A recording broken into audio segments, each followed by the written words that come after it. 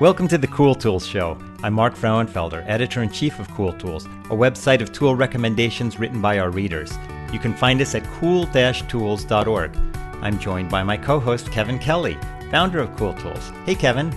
Hey, it's great to be here. In each episode of the Cool Tools Show, Kevin and I talk to a guest about some of his or her favorite uncommon and uncommonly good tools they think others should know about. Our guest this week is Daniel Schaefer. Daniel's the kind of person who often finds himself in too many interesting situations to choose just a few to throw into a bio.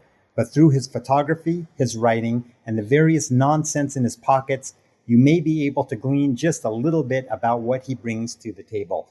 I've known Daniel for a long time. He is one of the most interesting people I know. How's it going, Daniel?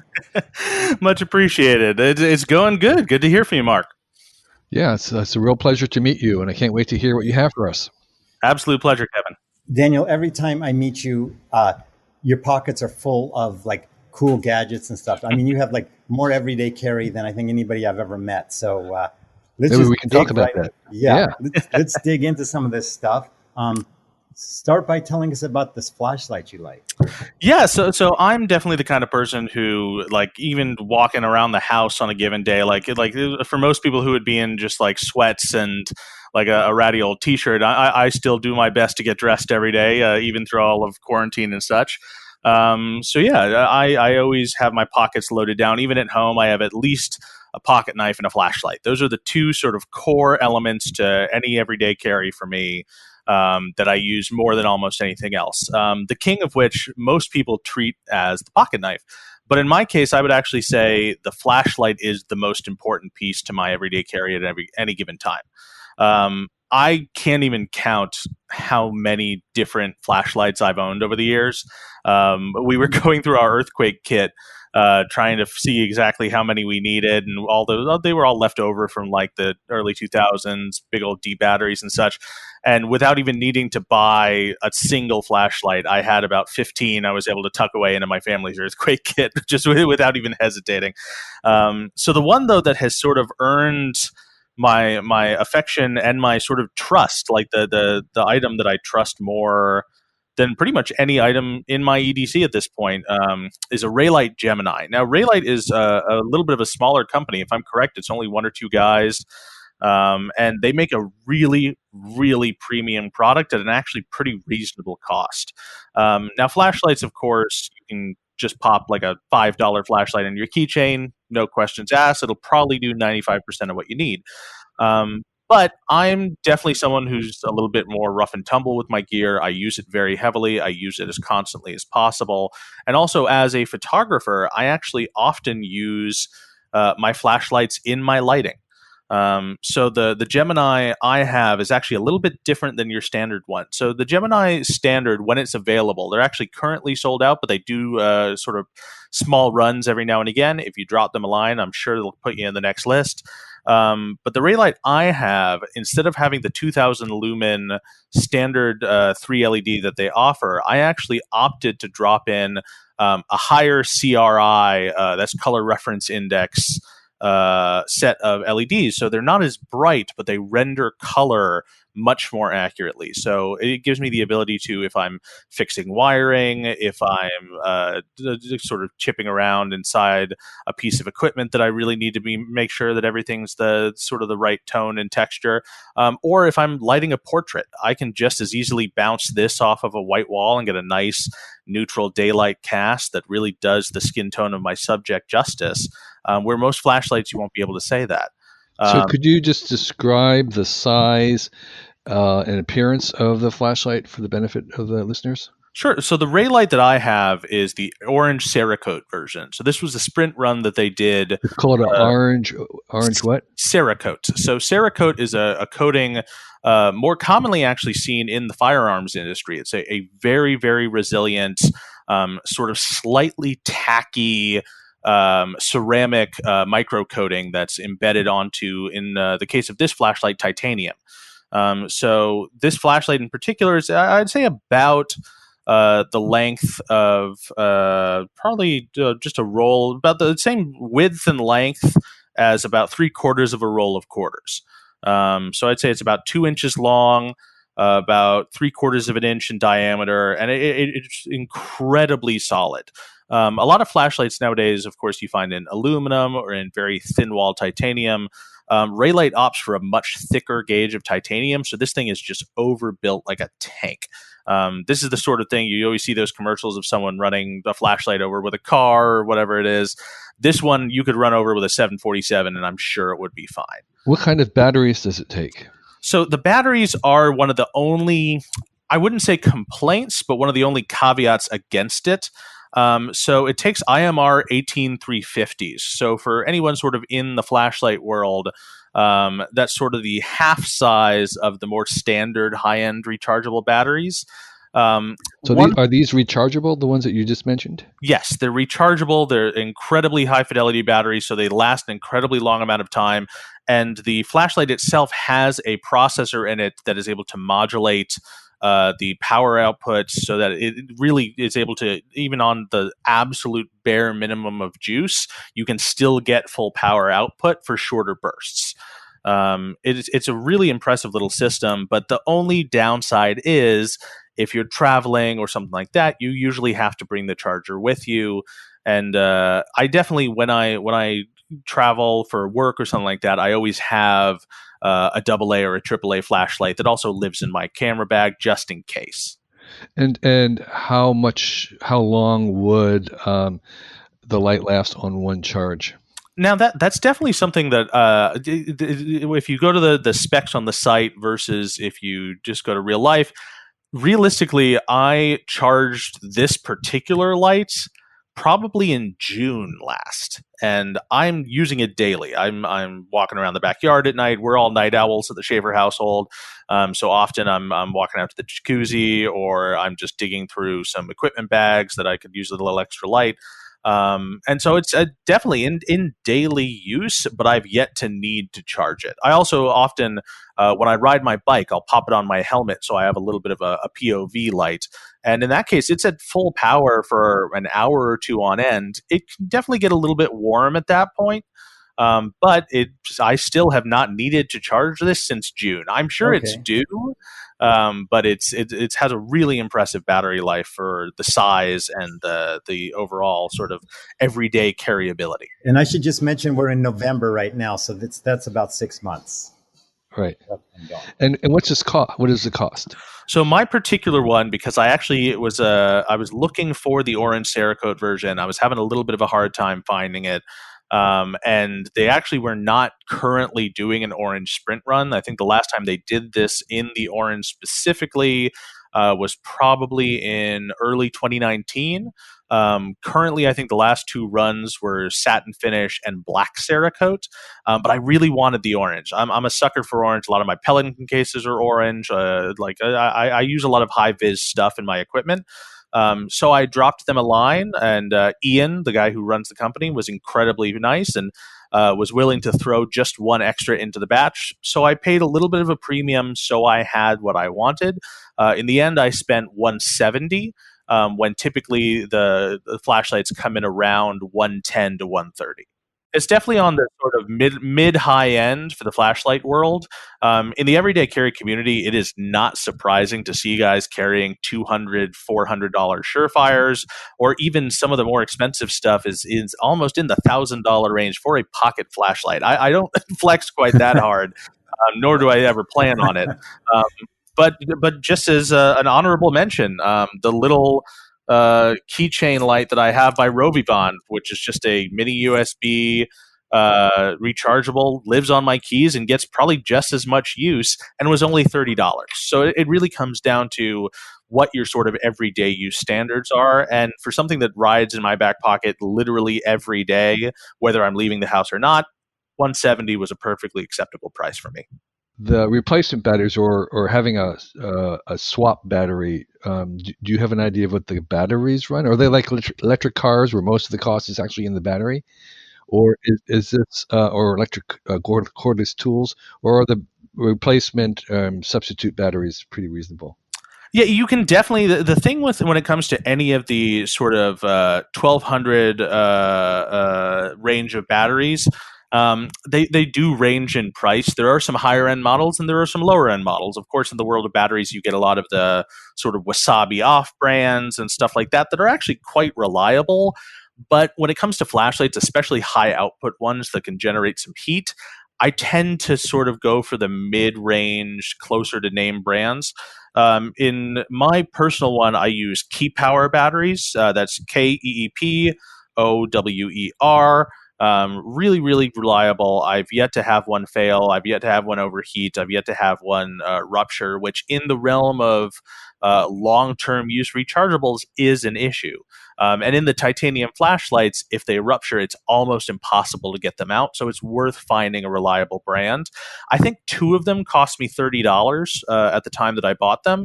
And I use a charger that's a universal one made by CountyCom. That's another one of my honorable mention companies. I'd say out of all of my everyday carry items, there's probably at minimum a Meritac CountyCom zipper pull on every flashlight, every pocket knife, and they're a company that I go to time and time and time again for many of my gadget needs. What is a zipper pull? I don't understand what that is. So a zipper pull, if you have a jacket, it's just a little thing that you can add. So if you have gloves on, for example, it's easier to find your zipper. CountyCom is actually a company that has a lot of government contracts.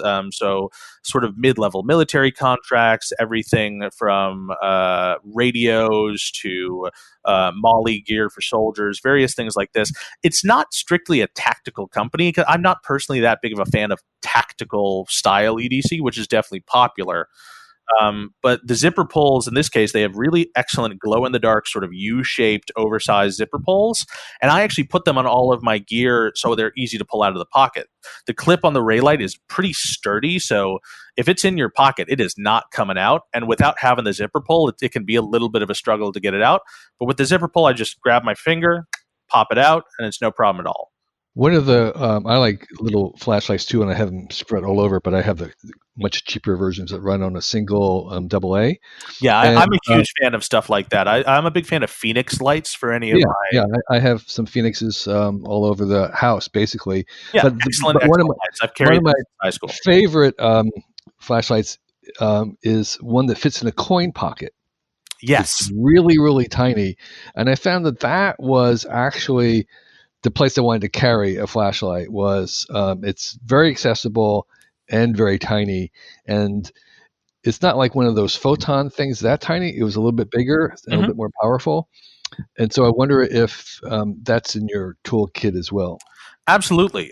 So for me, I have what I like to call my Nunchucks, which are a couple of different combinations. And this is something I've carried. I sort of came up with this method of carry in high school, and I've stuck with it since because I love using my lighter pocket. It's that lighter pocket coin pocket is a perfect spot for smaller stuff. Also, back when I was in high school, I worked as a magician at the Magic Castle. In which cases all of my equipment had to be a little bit more formal, a little bit more stylish, or a little bit easier to tuck away into a suit jacket pocket or into sort of the coin pocket in a pair of slacks. And what I do, sort of that nunchuck style, is I actually carry a small Swiss Army knife, like a mini champ. I really am a fan of the ones that have the built-in pen. And then just using a little keychain, I usually I would use little Phoenix, I think they were EO2s, were their smallest offering at the time. And you could link them, and it was almost like a little pair of nunchucks where you had the little Swiss Army knife and you had the little Phoenix side by side. Nowadays, the small flashlight that has won my heart is the Rovivon models. Most of them are USB rechargeable, which I really like for just a keychain light. But I'm still, every so often, especially if I'm traveling, I'll swap the Rovivon out for a Phoenix, because having the ability to just grab a AAA battery at a hardware store, or even sometimes after you've gone through airport security at Hudson News, having that extra bit of flexibility is a really important element to any of my travel kits. Cool. Very good. Thanks for the whole update on The flashlight world. Yeah. Another thing you keep in your pocket is a wallet, a custom front left pocket wallet. Tell us, what is a front left pocket wallet? So a wallet is something that has plagued me literally ever since I was a kid. Literally since like the seventh grade, when all I had to keep in it was $6 and a school ID. Like it was just one of those things where my dad was one of those guys who always had just the classic black leather bifold, overstuffed with receipts. Like it seemed like the whole world was kept in there, and I always loved that. But at the same time, it just drove me insane trying to throw a wallet in my back pocket. And truly, I would find a new wallet or even make them out of duct tape or various things throughout my life. And when I started doing photography professionally, one element of that standard immediately had to change. Essentially, because I'm a photographer, I need to have access to memory cards relatively easily. And in addition to keeping a little standard card wallet that's like a hard body just for SD cards in my camera bag, having the ability to have 3 or 4 SD cards on me at all times, sort of as in case of emergency, if a card fills up or if a card gets corrupted, that I can just pop a new one in, was very important. And so I was on a hunt for an SD card holder that you could just pop in your wallet. And for years, there wasn't one. And then a company called sdcardholder.com came out with a really excellent, it's a single piece of printed plastic. The first runs were 3D printed. Now they're in, I believe they're injection, but you could keep 4 cards in a really rigid, nice little thing. The problem becomes when you're a photographer and you have these SD cards, which can run you between like $60 on the low end for professional cards to like $200, $300 for some of the higher capacity ones. Even with as cheap as storage is today, to get the really professional grade video cards, you're still running a couple $100s a card, not to mention the fact that your livelihood is stored on that card. So if I have a job and it's on that card and I pop it in my wallet, I need that to stay in shape. And the problem is with a leather wallet, even in a card holder, they flex, they twist, and in the end, they chip and they shatter. And like one of the most hair-raising things is trying to get 2,000 photos from a wedding off of a card that literally has no physical body anymore. Oh my God. Has that happened to you before? It's happened to me twice, and that's part of why, in the long run, I actually ditched leather wallets altogether. Now, luckily, I was sort of imbued with enough of the sort of extra tier of computer nerd that I knew how to deal with that, and I had sort of the extra hardware to deal with that. But most photographers don't have that access, and also, I only have that access when I'm at home. And over the past 5 years, I traveled probably 10 months of the year, it's sort of at minimum. And so having something that was really reliable and kept it in shape, I started turning to the various sort of hard body plastic wallets. When I had a little extra cash, I would try one of the titanium ones. And I never found one that I was really satisfied with. The cards were always somewhat exposed, or it had open edges, or it was kind of fiddly to open, or it relied on a spring. Now, I do have a habit of I pick various things up, and I do my best. If it's a mom and pop shop, I tend not to return. I'll either regift it or I'll just cycle it into some other use in my carry. Often, if something can't be my everyday wallet, it just becomes the card holder in my camera bag. So my wife and my daughters and my kids have migrated to using their phone case as their wallet. So they have their phone and a wallet. Exactly, and I tried that as well. The problem is, since I traveled so much, I was never able to get away with having really less than probably 8 to 10 cards most of the time. Between car insurance and rental membership cards and things that, for the most part, nowadays you can store certain things on your phone and sort of your digital wallet, but those SD cards still take up about a 1/4 inch of space. So it's hard to find hard body wallets that could accommodate things. After years of everything from just sort of plastic, sort of snap business card cases to like $80 titanium Travax wallets, which that was regifted. And luckily, my friend is a huge EDC nerd and was super excited to get that for his birthday, even though it had ridden in my pocket for a couple of weeks. And my last wallet that I actually loved for a long time was funny enough. Of course, being in California, this is one of those things you stumble into. Was a hand carved wooden joint case, which I'm not a smoker, but it fit my cards perfectly, and I had that for a while, but it was less than reliable when you're working and it has any pressure on it, and it sadly broke more than once. So, of course, as most people who are sort of in the EDC everyday carry community, I troll through Instagram trying to find cool gear, and I'm a big fan of finding small makers or Etsy shops. I try really hard not to buy anything from Amazon or even like REI is about as close to a big company that I will buy things from readily. I try really hard to get everything from individuals as best I can.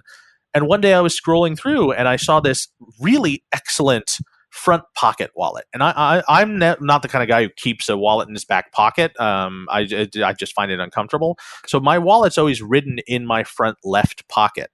And essentially what that means is that it has to either be compact enough to sort of nestle into the corner of the pocket, or in the case of this one, it is actually shaped to the pocket. So it has sort of that dipped curve with one side low, as a pair of jean pockets would. And this particular one was made by a guy named Shane Sanchez. He goes by Sanch33 on Instagram. And he's not a particularly big maker, but he is an absolutely excellent leather worker. Truly, like one of the best I've ever had. Like I've had belts made in the past. I've even had to get I get shoes repaired every so often. I haven't found a leather worker that works in this level of quality in years. And so I hit him up on Instagram. His profile is actually private, so I had to wait for him to accept the follow. And I was like, hey man, I love that wallet. Can you make it to these specifications? And he was like, yeah, that seems great, but you might want to I don't know if that'll fit. And so what ended up happening is I actually took some calipers. I measured the exact thickness of my standard number of cards. And then I actually sent him my favorite pen and my favorite beard comb. And he built the wallet to the standards of it will fit this amount of cards. And then he actually molded the leather onto my two carry items. So it all fits in a perfect package. Now, it's a little thicker than most of the wallets I've had in the past, but the fact that it just drops into the pocket and lives there so nicely, it vanishes despite being so wide.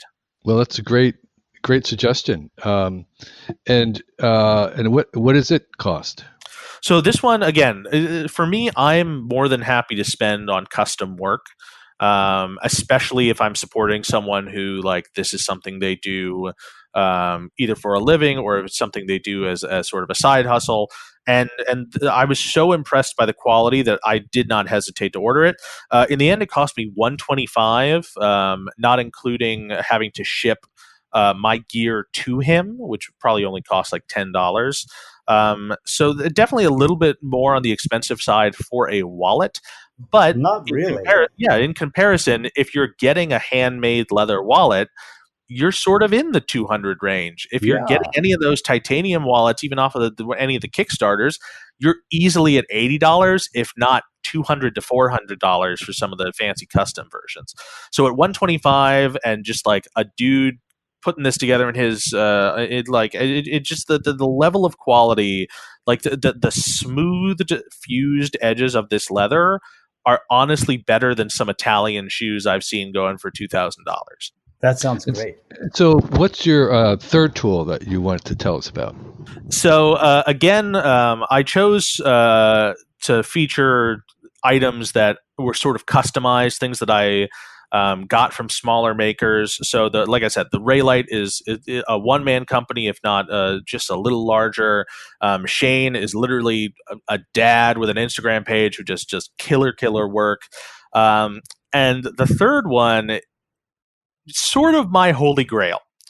Now, I'm not going to talk about pocket knives because I could literally sit here for 2 hours just talking about single blade everyday carry pocket knives. I've collected them since I was a kid. I absolutely like I do not leave the house without some kind of edge tool. It's an invaluable thing for an everyday carry.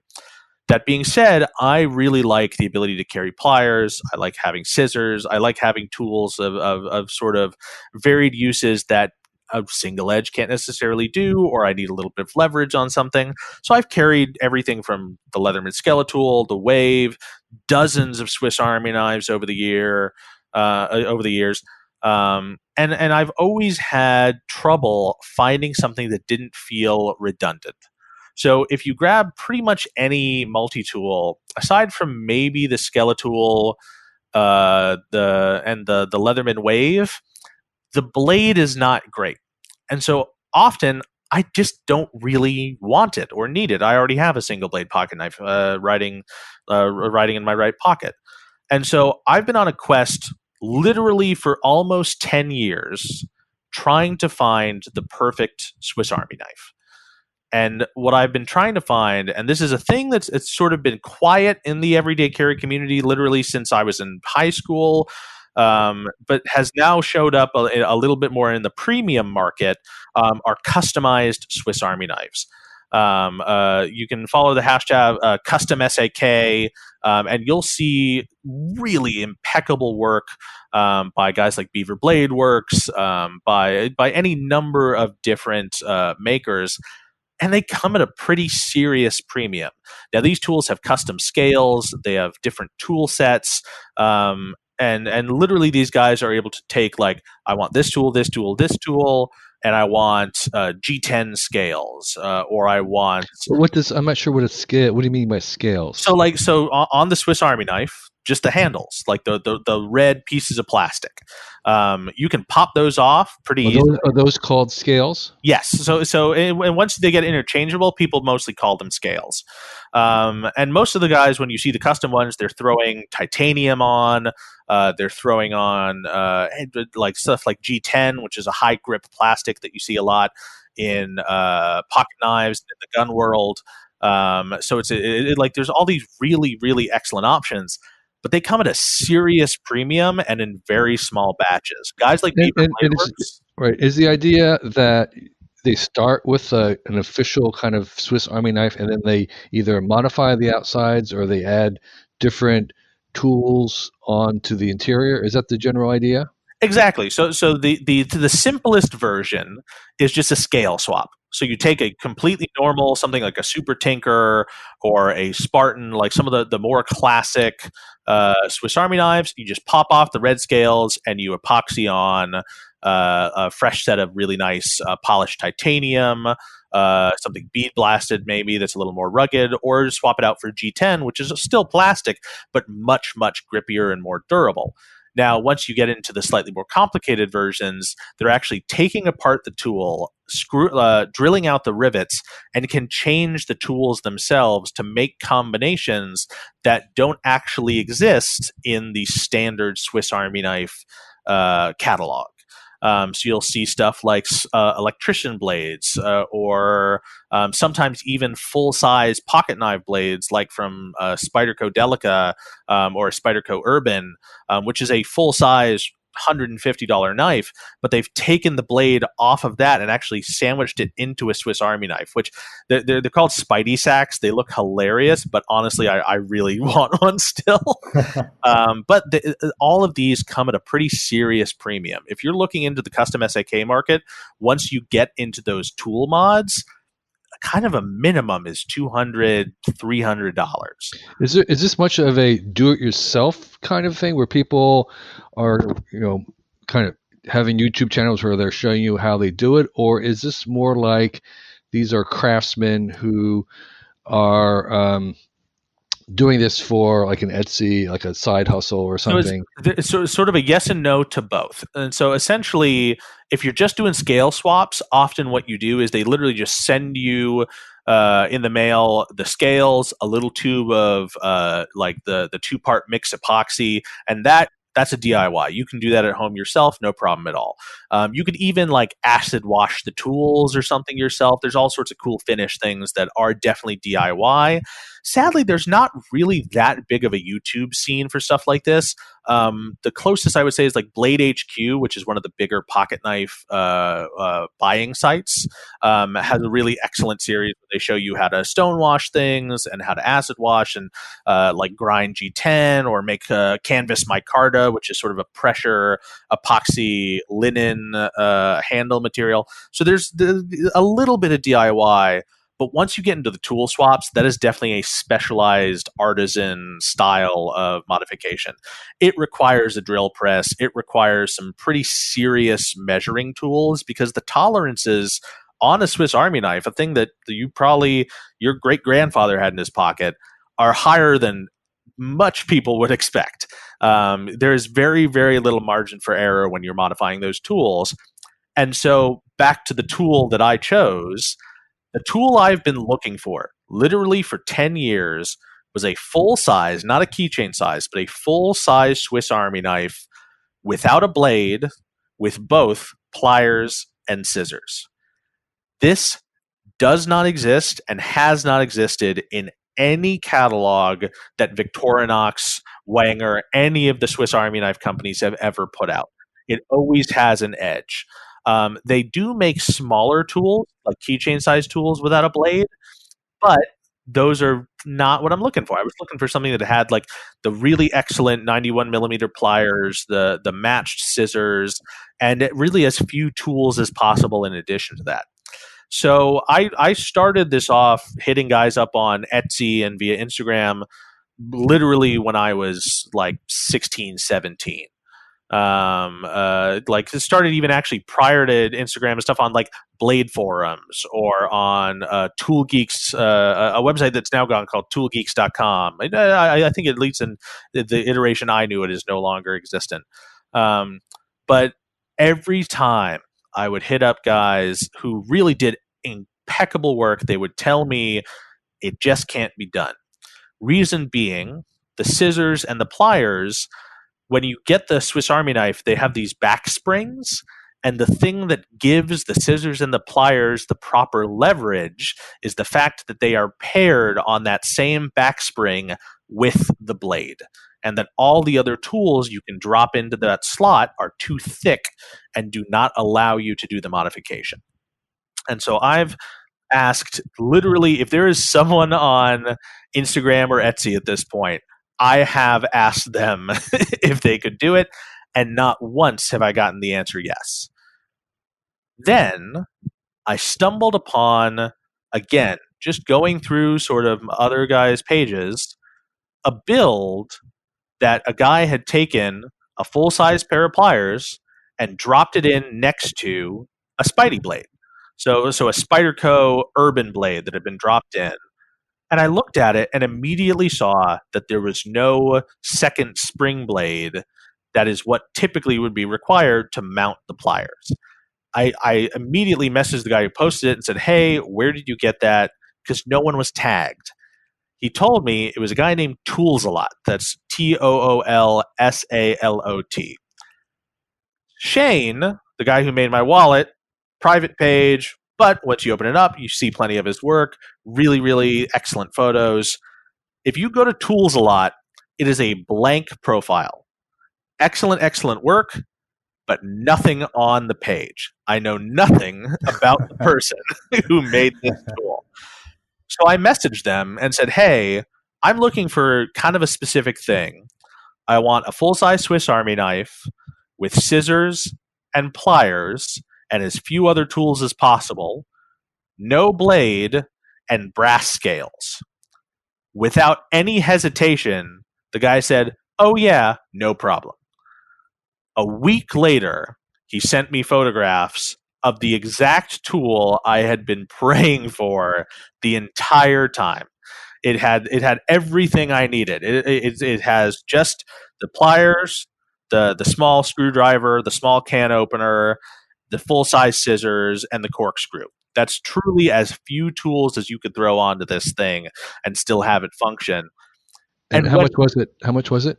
So this one cost me 125, which again, for custom work and for this tool is insanely underpriced. If you were to get a metal, like an Alox scale, which is the metal scales that Victorinox themselves offer, almost any comparable tool that has this sort of build quality and number of tools is at minimum $80, if not in the 150 range. Right. Um, So Daniel, we have just a few more minutes before we have to go on. But can you tell us about your fourth tool? And maybe it's not an everyday carry. I don't know. Something else that in your wide range, maybe as a photographer, maybe as a frequent traveler, that you'd want to share with us. So, as a photographer, one of the hardest things nowadays, especially in the photo market, is making your work immediately visually recognizable and different. There's so many really like excellent amateur photographers and excellent professional photographers, all sort of sharing via the same medium nowadays. It's really hard to make your work stand out. I've always been a sucker for handmade, vintage, strange objects and such. So it was a natural path for me to take into vintage optics. Essentially, the lenses that I look for are sort of unusual, off-brand, things you wouldn't expect. I'm a big fan of just like work that I've done for Netflix and for Vogue and Harper's has been shot on $10 lenses that I bought at thrift shops. Now, some of those are just old Vivitars. Some of them are just mismarked Ingenues, which are incredible, incredible lenses. So by dropping into the world of vintage lenses, you immediately give yourself a lot of extra flavor when it comes to the images. You give yourself a little extra sort of building block of creativity, and just gives your images an immediately different look from almost anyone else. Because once you get into those vintage lenses, no two are the same. And these are lenses for what camera? So I run them on a Sony A7S. I actually still prefer the first generation of the Sony, even though there's been several since. But they're essentially rangefinder optics, so meant for the Leica M mount. And the nice thing about the Sony is I can throw on really any lens mount I want. I can use the Leica M, I can use the Nikon F, I can use old Minolta Rokkor. Really anything I want to throw on, this camera takes with absolutely no problem. And even though it's a really, really excellent digital chip, it can still render beautifully with vintage optics. And so, do you need an adapter to put them on, or do they just screw right on without an adapter? You definitely need an adapter, but the nice thing is nowadays, if you're digging through most camera stores, or of course Amazon, which I tend to try to avoid, but adapters for almost any lens, there's always going to be a $20 version and there's always going to be a $200 version. It just comes down to what level of durability you want. And honestly, even as someone who uses these professionally, I still tend to go for the cheaper ones because they're usually just as well made. And for these vintage lenses, is this something you do by trolling Craigslist? Where do you, or just A little bit of going? everything. Estate sales, Craigslist. I'm a big fan of antique malls. Specifically, you tend to find good stuff because people have just sort of bought a space, thrown something on consignment. I've bought lenses everywhere from just on the road driving through Montana to from a specific shelf in a camera store in France that I saw in the background of a friend's photo from their vacation. And I found that camera store and called them internationally to get lenses. So there's really a million different ways for you to find stuff. Sometimes it's on eBay. Sometimes it's just like something that a relative has had sitting in a closet for 30 years. It's always worth, if you find a cool optic and you're into photography, grab it, figure out what mount it is, drop a little bit of cash in the adapter, and you might have found a total gem. Maybe you can tell us about what project you've been working on and you're excited by. So yeah, I have written for most of the seasons of Z Nation for the Sci-Fi Network, which you can now find on Netflix, as well as the Netflix original Black Summer. There's one season available on Netflix right now. It's a excellent high energy horror zombie binge. Pro tip: change your screen to black and white because that's how we pitched it and wanted to shoot it, but they wouldn't let us. It's such a great show. And so I love it. your role there is, you say, you're writing, meaning Yes, like I'm one of the screenwriters. Okay. I also helped with a lot of the location scouting and did a lot of the behind the scenes photography on both shows. The first season is available for Black Summer. All 5 seasons are available for Z Nation. Definitely, if you're watching Black Summer, watch it all in one sitting. We always like to say, let it ruin your Saturday afternoon. Just sit down. It's only about 4.5 hours for the 8 episodes, and it moves like a freight train on fire.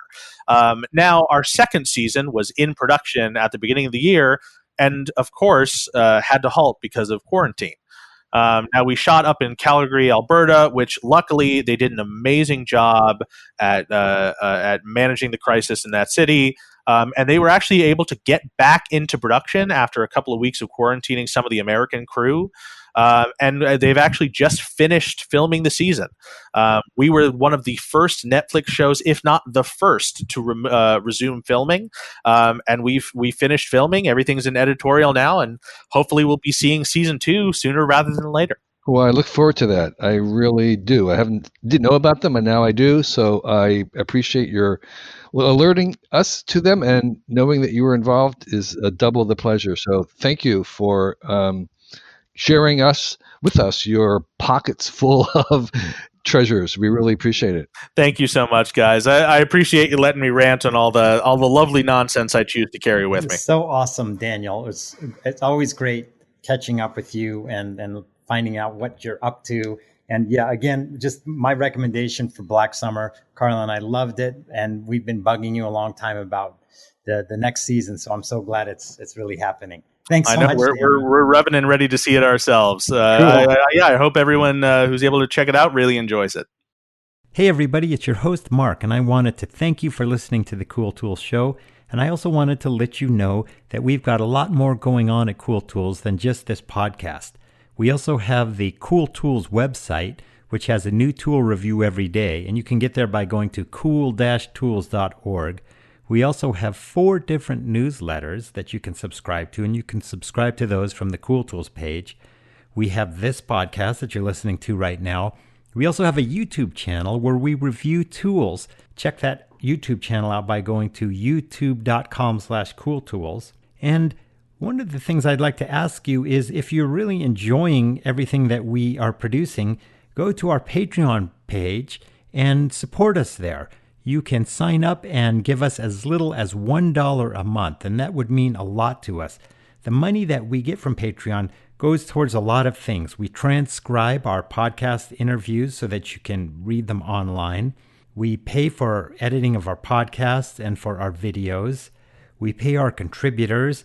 We have video production costs. We have equipment costs. We have hosting costs. And the money you give us through Patreon also goes to support Cool Tools Lab. Anything you give is a huge help. And one of the things that we do is, if you are a contributor to Patreon, we'll give you a shout out on air. And so I have a few people here to thank this week. Mark Lyanaj, Micah Gates, Monty Zukowski, Patrick James McNally, Robert Cohen, Scott, Spence Lloyd, Steve Avery, Steve Golden, Steve Levine, Tom Hess, William Phillips, Aaron Nipper, Durab Patel, Glenn Mercer, Jay Walker, Jeff Bonner, Ryan Jarrell, Pat Daly, Patrick Kennedy, Troy Wallet, Mike Camerate, Nicole Harkin, Tim Youssef, Scott Reed. Thanks all of you for supporting Cool Tools. And if you would like to have a shout out, go over to the Patreon page and sign up.